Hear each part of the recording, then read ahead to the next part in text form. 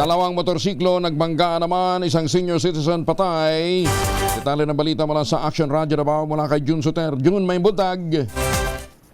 Patay ang isang senior citizen na nagmamaniho ng motorsiklo matapos itong sumalpok sa isa pang motorsiklo habang bumabiyahe sa CP Garcia Highway sa Davao City kahapon ng umaga. Sa report ng kapulisan, isang nagangalang Ed, 64 anyos, na residente ng Kabantian, Davao City, at isa pang nagangalang Johnny, 38 anyos, na residente ng Digo City, ang sangkot sa insidente. Ayon sa investigasyon ng mga otoridad, habang binabaybay ni alias Johnny sakay ng kanyang motorsiklo ang nasabing kalsada mula sa kalye ng Barangay Panakan, nabangga dito ang biktima na galing Mamay Road patungong Kabantian na direksyon. Nagpang-abot ang dalawa sa nasabing kalsada na naging sanhi ng banggaan at pagkasugat ng motoristang sangkot. Mabilis na nirespondihan ng Central 911 Medics ang insidente at dinala ang sugatang biktima sa ospital, ngunit ito ay binawian ng buhay alas 7 ng umaga. Sa ngayon ay nasa kustodiya na ng kapulisan ang mga motorsiklo, gayon din ang driver ng nabanggang motorsiklo. Ito si Jun Suter para sa DZRH.